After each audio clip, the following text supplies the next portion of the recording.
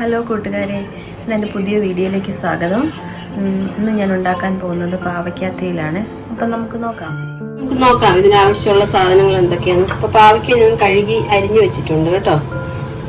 പിന്നെ തേങ്ങ വറുത്തരയ്ക്കാനുള്ള തേങ്ങ, കുറച്ച് ഇഞ്ചി, കരിയാപ്പില, മുളക് പൊടി, മല്ലിപ്പൊടി, വാളംപുളി വെള്ളത്തിലിട്ട് വെച്ചിരിക്കുന്നത്, ഉപ്പ്, എണ്ണ. അപ്പം ഞാനൊരു ഫ്രൈ പാൻ അടുപ്പിൽ വെച്ചിട്ടുണ്ട്. അതിലേക്ക് നമുക്ക് തേങ്ങ വറുത്തെടുക്കാം. അപ്പോൾ തേങ്ങ സ്റ്റവ് ചൂടായി, തേങ്ങ ഇട്ട്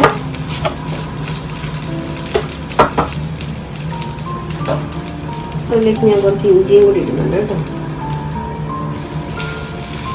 എണ്ണയൊന്നും ഒഴിക്കുന്നില്ല വറുക്കാൻ, എണ്ണ ഒഴിക്കാതെ വറുക്കുന്നതാണ് നല്ലത്. അപ്പം അത് നന്നായിട്ട് വരും. ഇനി ഇത് വറുത്ത് വരുമ്പോൾ എണ്ണ തെളിഞ്ഞു വരും. കുറച്ച് കരിയാപ്പിലയും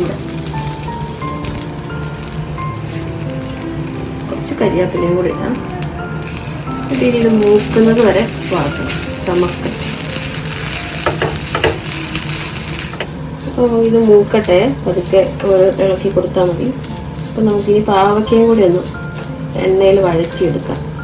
സാധാരണ എല്ലാവരും വെള്ളത്തിലിട്ടാണോ വേവിക്കുന്നതെന്ന് എനിക്കറിയാം, ചിലരൊക്കെ അങ്ങനെ ചെയ്യുന്ന കണ്ടിട്ടുണ്ട്.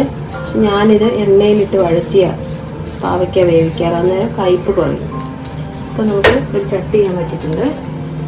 അതിലേക്ക് സ്റ്റവ് കത്തിച്ചിട്ട് ചൂടായി വരട്ടെ. അപ്പോൾ അതിനിടയ്ക്ക് നമുക്ക് തേങ്ങ നോക്കാം.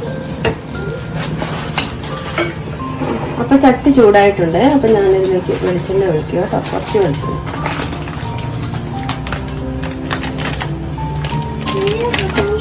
ഒഴിച്ചു ഇതിലേക്ക് പാവയ്ക്ക ഇടാം. പാവയ്ക്ക് കുറച്ച് കരിയാപ്പില. ഇതൊന്നിങ്ങനെ ഇതിനകത്ത് കിടന്ന് ഇങ്ങനെ വഴന്ന് വരും നന്നായിട്ട്. അപ്പം കയ്പൊക്കെ ഒന്ന് പോകണം.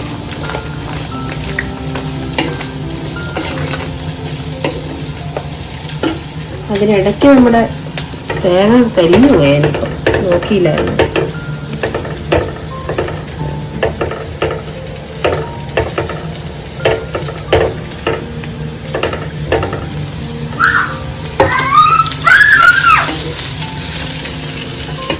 അപ്പോൾ ഇത് നന്നായിട്ട് ചുമന്ന് വന്നിട്ടുണ്ട്. പിന്നെ അതിലേക്ക് ഇച്ചിരി തേങ്ങ ഈ ചിരണ്ടിയിൽ ഇങ്ങനെ കിടപ്പുണ്ട്.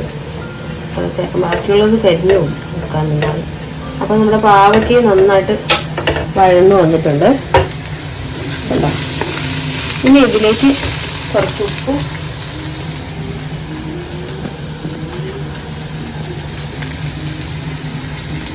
കുറച്ച് ഉപ്പിട്ട് വഴറ്റി കൊടുക്കും.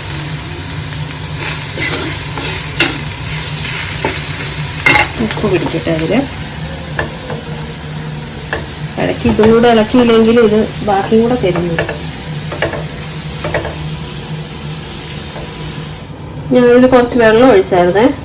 വെള്ളം ഒഴിച്ച് നമുക്കിതൊന്ന് അടച്ചു വെച്ച് ബാക്കി വേവിക്കാവേ. അപ്പോൾ നമുക്കിതൊന്ന് അരച്ചെടുക്കാവേ. ഒട്ടും വെള്ളം ചേർക്കാതെ അരച്ചെടുക്കണം. ഇനി അത് അറിയുന്നില്ലെങ്കിൽ കുറച്ച് വെളിച്ചെണ്ണ ഒഴിച്ചിട്ട് അരച്ചെടുത്തിട്ട് വരാം കേട്ടോ. അരച്ചിട്ട് വരാം. തേങ്ങ വറുത്ത പാനിലേക്ക് നമുക്ക് മുളകും മല്ലിയും കൂടെ ഒന്ന് ചൂടാക്കി എടുക്കാവേ. തേങ്ങയുടെ കൂടെ ഇടാൻ മറന്നുപോയി. തേങ്ങയുടെ കൂടെ ഇട്ട് വറക്കണമായിരുന്നു. എടുക്കാവേ.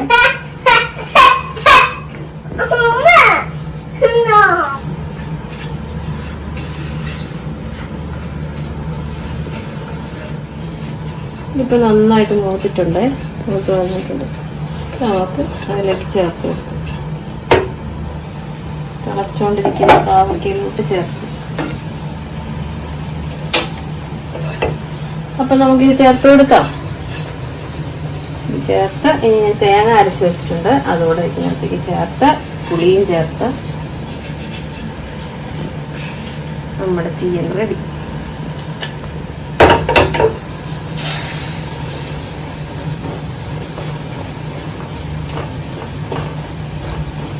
വെള്ളം പറ്റിപ്പോയി. വെള്ളം ഒഴിക്കട്ടെ.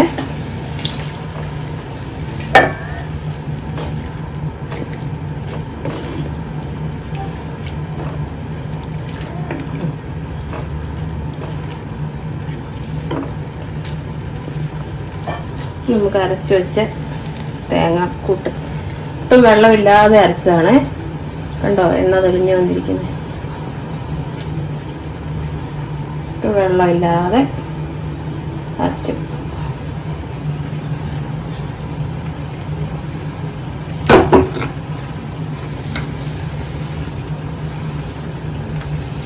ഇങ്ങനെ വടിച്ചിട്ട്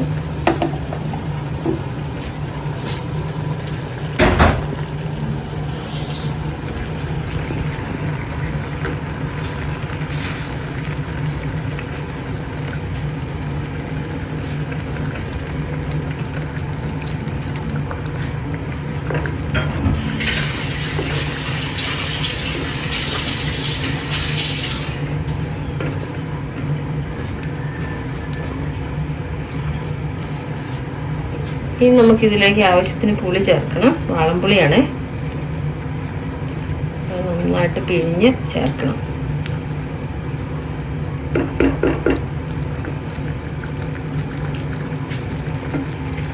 കൈ കൊണ്ട് അരിച്ചൊഴിക്കുവാണേ. അരിപ്പൊന്നും എടുത്തില്ല, കയ്യിലേക്ക് ഇങ്ങനെ.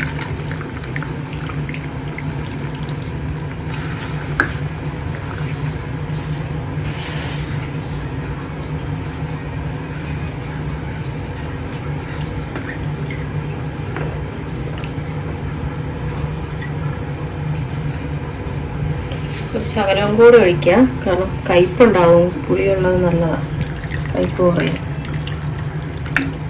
ഇനി നമുക്ക് പുളി ആവശ്യത്തിന് ആയോന്ന് നോക്കിയിട്ട് മാത്രം ചേർത്താൽ മതി.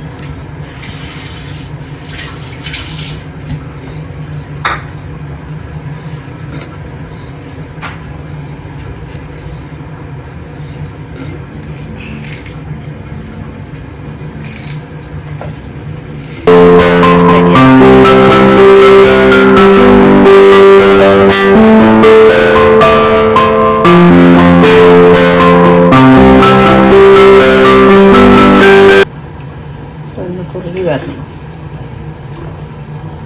ഉപ്പുണ്ടോ നോക്കട്ടെ.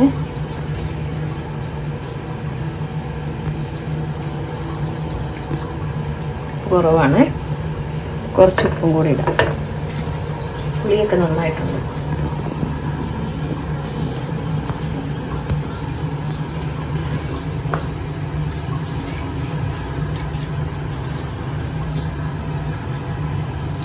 ഇതിന് എണ്ണ ചേർക്കേണ്ട ആവശ്യമൊന്നുമില്ല, കാരണം നന്നായിട്ട് എണ്ണ തെളിഞ്ഞു വന്നിട്ടുണ്ട് തേങ്ങ വറുത്തരച്ചതുകൊണ്ട്. ഇനി ഇതിന് കടുക് പൊട്ടിച്ചൊഴിക്കുകയൊന്നും വേണ്ട. നമ്മുടെ പാവയ്ക്ക തീയൽ റെഡി ആയിട്ടുണ്ടേ. അപ്പോൾ നല്ല കുറുകിയൊക്കെ വന്നിട്ടുണ്ട് കണ്ടോ. അപ്പം നല്ല ടേസ്റ്റുള്ള പാവയ്ക്ക തീയൽ റെഡി ആയിട്ടുണ്ട്. അപ്പം നിങ്ങളും ഇതെല്ലാം ഒന്ന് ഉണ്ടാക്കി നോക്കണേ. നിങ്ങളെല്ലാവരും ഉണ്ടാക്കുന്നതായിരിക്കും, എന്നാലും ഉണ്ടാക്കി ഒന്ന് ട്രൈ ചെയ്യണേ. എൻ്റെ വീഡിയോയ്ക്ക് സബ്സ്ക്രൈബ് ചെയ്യണേ, ലൈക്ക് അടിക്കണേ. Thank you.